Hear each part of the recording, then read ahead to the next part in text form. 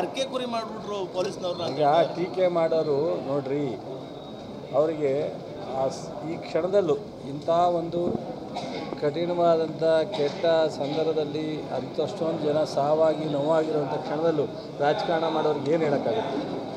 ಇದರಲ್ಲೂ ರಾಜಕಾರಣವಾಗಿ ಟೀಕೆ ಮಾಡೋರಿಗೆ ನಾವು ಏನು ಹೇಳೋಕ್ಕಾಗುತ್ತೆ? ದೇವರು ಅವ್ರಿಗೆ ಒಳ್ಳೆ ಬುದ್ಧಿ ಕೊಡಲಿ, ಒಳ್ಳೆ ಮನಸ್ಸು ಕೊಡಲಿ ಅಂತ ಹೇಳಿ. ಸರ್ಕಾರದ ನೆಗ್ಲಿಜೆನ್ಸಿ ಕಾಣ್ತಲ್ಲ ಸರ್, ಸರ್ಕಾರದ ನೆಗ್ಲಿಜೆನ್ಸಿ ಕಾಣ್ತಲ್ಲ. ಫೋಟೋಶೂಟ್ಗೋಸ್ಕರ ಕೊಲೆ ಮಾಡಿದ್ರು ಅಂತ ಬಿಜೆಪಿ ಹೇಳಿಲ್ವಾ? BJP-ಯವರಿಗೆ ಯಾವತ್ತಾರ ಒಂದು ದಿವಸ ಒಳ್ಳೆ ಬುದ್ಧಿ ಕೊಡಲಿ ಅಂತ ಕೇಳ್ಕೋಬೋದು ಅಷ್ಟೇ. ಅವ್ರಿಗೆ ಆ ಸಾವಿನಲ್ಲೂ ರಾಜಕಾರಣ ನೋಡ್ತೀನಿ ಅಂದರೆ ನಾನೇನು ಮಾಡಲ್ಲ. ಸರ್ಕಾರದ ನೆಗ್ಲಿಜೆನ್ಸಿ ಇಲ್ವಾ ಸರ್? ಸರ್ಕಾರ ನೆಗ್ಲಿಜಿಷನ್ ಅಂದ್ರೇನು? ಪೊಲೀಸ್ ಇಲಾಖೆ ಅದನ್ನೆಲ್ಲ ನಿಯಂತ್ರಣ ಮಾಡಬೇಕು. ಪೊಲೀಸ್ ಇಲಾಖೆ ಎಲ್ಲವನ್ನು ನಿಯಂತ್ರಣ ಮಾಡಬೇಕು. ಸರ್ಕಾರ ಪೊಲೀಸ್ ಇಲಾಖೆಗೆ ಜವಾಬ್ದಾರಿ ಕೊಡುತ್ತೆ. ಸರ್ಕಾರ ಅಂದರೆ ಅವರೇ ಮಾಡೋಕ್ಕಾಗತ್ತೆ. ಸರ್ಕಾರ ಅಂದರೆ ಅದು ಪಾಲಿದ್ರು, ಗೊತ್ತಾಯ್ತಾ?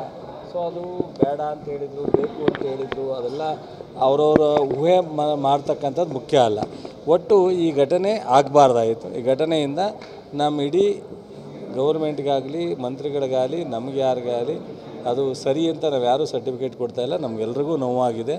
ನಾನು ಸಹ ಅವತ್ತು ನಮ್ಮ KR-ಪೇಟೆ ಒಂದು ಹುಡುಗ ಸಾವಾದಾಗ ವಿಕ್ಟೋರಿಯಾ ಆಸ್ಪತ್ರೆಗೆ ಹೋಗಿ ಅವ್ರ ರಿಲೇಟಿವ್ಸ್ ಜೊತೆ ಮಾತಾಡ್ಬಿಟ್ಟು ಬಂದೆ. ಇನ್ನೊಂದು ದಿವಸ ಮತ್ತೆ ನಾನು ಇನ್ನೊಂದು ವಾರದೊಳಗಡೆ ಊರಿಗೆ ಹೋಗ್ತೀನಿ, ಕಾರ್ಯ ಮುಗಿದ್ರೊಳಗಡೆ.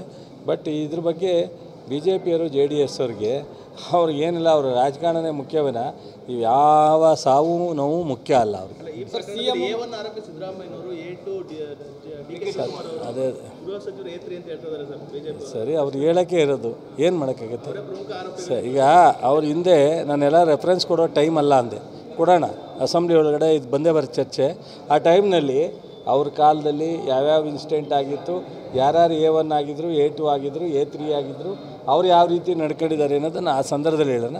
ನನಗೆ ನಾನೊಬ್ಬ ಮಂತ್ರಿಯಾಗಿ ಈ ಸಂದರ್ಭದಲ್ಲಿ ಟೀಕೆನೇ ಉತ್ತರ ಅಲ್ಲ.